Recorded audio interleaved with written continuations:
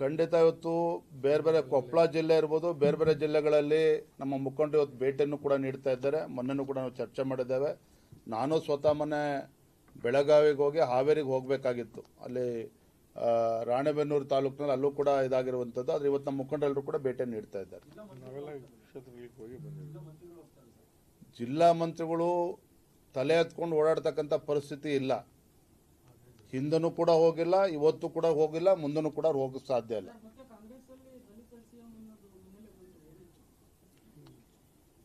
ಇದೆಲ್ಲವೂ ಕೂಡ ಮುಖ್ಯಮಂತ್ರಿ ಸಿದ್ದರಾಮಯ್ಯನವರು ಉಳಿಸ್ತಾ ಇರ್ತಕ್ಕಂಥ ದಾಳ.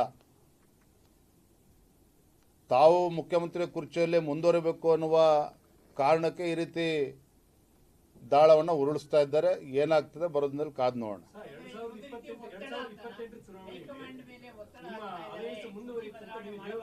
ಏನಣ್ಣ,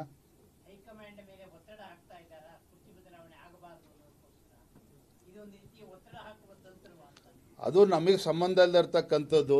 ಮುಖ್ಯಮಂತ್ರಿಗಳು ಅಲ್ಲಲ್ಲ ಒಂದ್ ಹೇಳ್ತೇನೆ, ಮುಖ್ಯಮಂತ್ರಿಗಳು ತಮ್ಮ ಕುರ್ಚಿನ ಉಳಿಸ್ಕೊಳ್ಳುವಂಥದ್ದು ಪ್ರಯತ್ನ ಮಾಡಿ, ಅದ್ರ ಬಗ್ಗೆ ನಮ್ಗೆ ತಕರಾರಿಲ್ಲ. ಆದರೆ ಇವತ್ತು ಸಾಧನಾ ಸಮಾವೇಶ ಮಾಡೋದಕ್ಕೆ ಹೊರಟಿದ್ದಾರಲ್ಲ, ಏನು ಕಡ್ದು ಕಟ್ಟ ಹಾಕಿದ್ದೀರಿ ಅನ್ನೋದು ಅಷ್ಟೇ ನಮ್ಮ ಪ್ರಶ್ನೆ. ಇವತ್ತು ತಾವೇನ ಕೇಳಿದ್ರು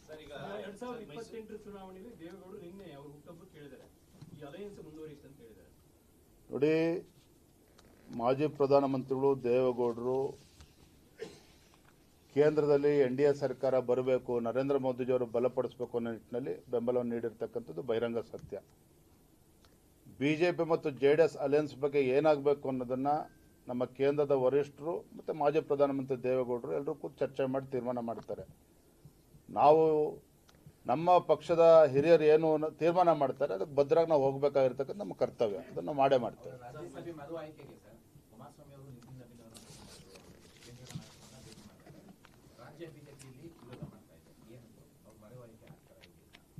ಮಾನ್ಯ ಕುಮಾರಸ್ವಾಮಿ ಅವರು ನಮ್ಮ ರಾಷ್ಟ್ರೀಯ ಪಕ್ಷದ ರಾಷ್ಟ್ರೀಯ ನಾಯಕರನ್ನ, ರಾಷ್ಟ್ರೀಯ ಅಧ್ಯಕ್ಷರನ್ನ ಯಾವ ಕಾರಣಕ್ಕೋಸ್ಕರ ಭೇಟಿಯಾಗಿದ್ದಾರೆ ಅದ್ರ ಬಗ್ಗೆ ಮಾಹಿತಿ ಇಲ್ಲ. ಮತ್ತು ರಾಜ್ಯಸಭೆ ಬಗ್ಗೆ ಮತ್ತು ವಿಧಾನ ಪರಿಷತ್ ಸದಸ್ಯರು ಯಾರನ್ನು ಮಾಡಬೇಕು ಅನ್ನೋದ್ರ ಬಗ್ಗೆ ರಾಜ್ಯ ಮಟ್ಟದಲ್ಲಿ ಇನ್ನೂ ಕೂಡ ಚರ್ಚೆ ಪ್ರಾರಂಭ ಆಗಿಲ್ಲ. ದೆಹಲಿಯಿಂದನೂ ಕೂಡ ನಮ್ಗೆ ಯಾವುದೇ ರೀತಿ ನಿರ್ದೇಶನ ಕೂಡ ಬಂದಿಲ್ಲ.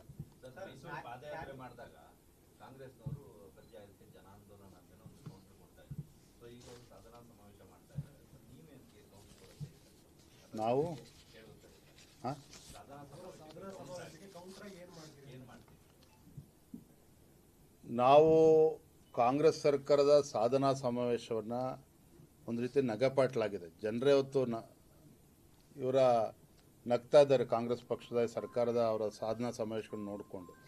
ಹಾಗಾಗಿ ಅದಕ್ಕೆ ಕೌಂಟ್ರ್ ಮಾಡೋವಂಥ ಪರಿಸ್ಥಿತಿ ಏನಿಲ್ಲ. ಆದರೆ ನಾವು ಕೂಡ ಇನ್ನೂ ಸಂಘಟನೆನ ಬಲಪಡಿಸ್ಕೊಂಡು, ಜನ ಅಂತೂ ಬೇಸತ್ತಿದ್ದಾರೆ, ಅದ್ರ ಬಗ್ಗೆ ಎರಡು ಮಾತೇ ಇಲ್ಲ.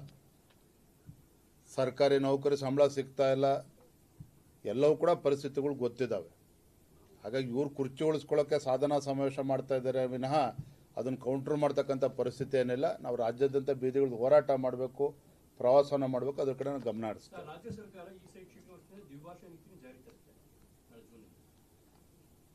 ಪುಕ್ಷಟೆ ಭಾಷಣ ಮಾಡ್ತಾರೆ ಅಷ್ಟೇ. ಇವರು ಕೇಂದ್ರ ಸರ್ಕಾರವನ್ನು, ನರೇಂದ್ರ ಮೋದಿಜಿಯವ್ರನ್ನ ವಿರೋಧ ಮಾಡಬೇಕು ಅನ್ನೋ ಕಾರಣಕ್ಕೆ ಕಾರ್ಯಕ್ರಮಗಳನ್ನು ಕೂಡ ವಿರೋಧ ಮಾಡ್ತಾರೆ. ಇವತ್ತು DK ಶಿವಕುಮಾರ್ ಆದಿಯಾಗಿ ಕಾಂಗ್ರೆಸ್ನವರೇನೋ ತ್ರಿಭಾಷಾ ಸೂತ್ರನ ವಿರೋಧ ಮಾಡ್ತಾರೆ. ಇವ್ರ ಮಕ್ಕಳುಗಳು, ಮೊಮ್ಮಕ್ಕಳು ಎಲ್ಲರೂ ಕೂಡ CBSE ICSE ಸ್ಕೂಲಲ್ಲೇ ಓದ್ತಕ್ಕಂಥದ್ದು. ವಿರೋಧ ಮಾಡ್ತಾರೆ ಅಷ್ಟೇ. ಯಾಕೆ ನರೇಂದ್ರ ಮೋದಿಜಿಯವರ ಜನಪ್ರಿಯತೆಯನ್ನು ಕೂಡ ಸಹಿಸ್ಕೊಳ್ಳೋದಕ್ಕೆ ಸಾಧ್ಯ ಆಗ್ತಾ ಇಲ್ಲ. ಪಶ್ಚಿಮ ಬಂಗಾಳದ ಗೆಲುವನ್ನು ಸಹಿಸ್ಕೊಳ್ಳೋದಕ್ಕೆ ಸಾಧ್ಯ ಆಗ್ತಾ ಇಲ್ಲ.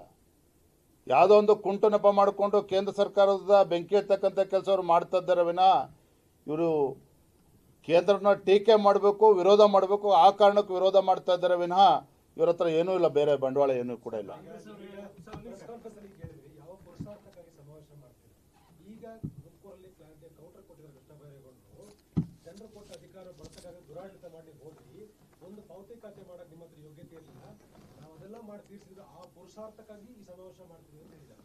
ಅಲ್ಲರಿ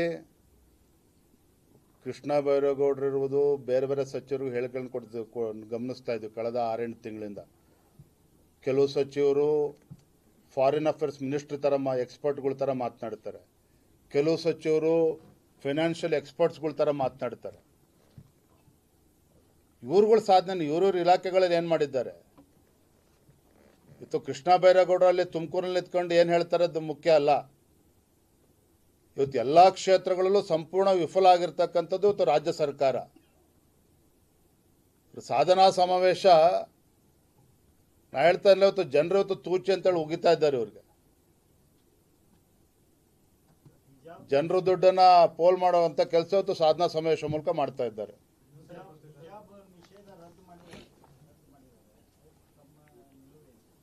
ಹೆಚ್ಚಿನ ವಿಡಿಯೋಗಳಿಗೆ ಪ್ರತಿಧ್ವನಿ ಯೂಟ್ಯೂಬ್ ಚಾನೆಲ್ ಸಬ್ಸ್ಕ್ರೈಬ್ ಮಾಡಿ, ಬೆಲ್ ಐಕಾನ್ ಕ್ಲಿಕ್ ಮಾಡಿ.